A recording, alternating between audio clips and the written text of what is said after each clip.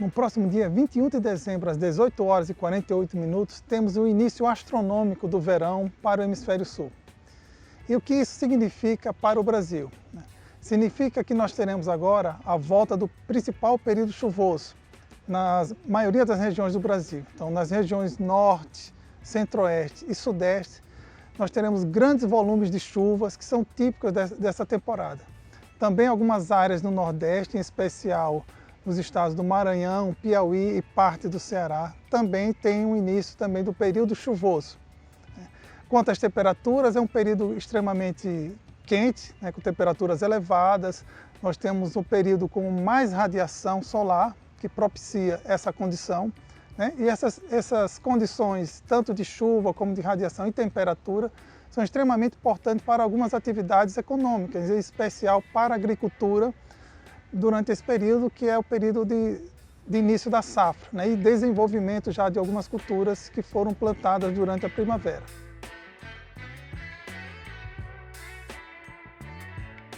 Quanto às previsões, o que se espera em termos de previsão para esse período agora, que engloba principalmente os meses de janeiro, fevereiro e março.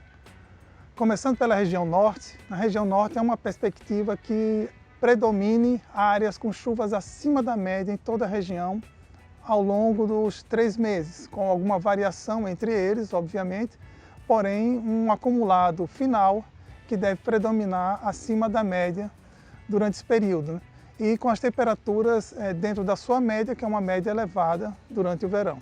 Na região Nordeste, há uma tendência de chuvas acima da média, principalmente no centro-norte da região, ainda sob alguma influência do fenômeno Laninha. Na parte mais sul do estado, principalmente centro-sul da Bahia, há uma tendência de chuvas mais irregulares e podem surgir aí áreas com totais abaixo da média durante o trimestre.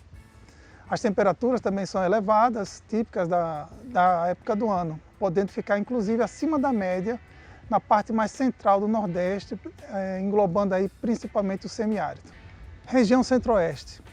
Há uma tendência, segundo os modelos de previsão de clima, que as chuvas sejam mal distribuídas, ou seja, nós teremos algumas regiões com chuvas dentro da média ou mesmo acima, enquanto algumas outras áreas podem apresentar déficit hídrico devido às chuvas mais irregulares.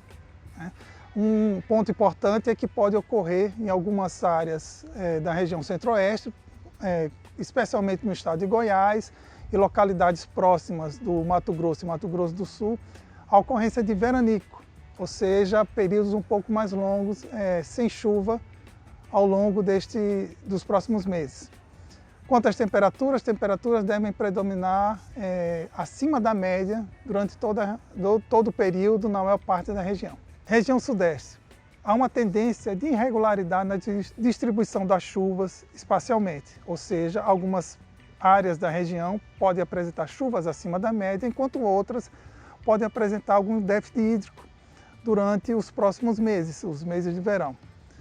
Há uma tendência, inclusive, do início desse período, ocorrer o veranico em algumas áreas, principalmente no estado de Minas Gerais. Quanto às temperaturas, elas devem ser típicas desta época, com uma tendência, inclusive, de superar a média durante alguns meses na maior parte da região. Região sul do Brasil. Há uma tendência de chuvas abaixo da média durante o trimestre. Porém, com uma distribuição de chuvas muito irregular ao longo do período, o que podemos ter aí alguns períodos com chuvas bastante intensas, intercalando com períodos com chuvas mais irregulares ou mesmo ausência de chuvas durante alguns dias, principalmente durante os meses de fevereiro e março. Temperaturas dentro da média ou acima da média em parte da região. Chegamos ao terceiro verão seguido sob a influência do fenômeno Laninha.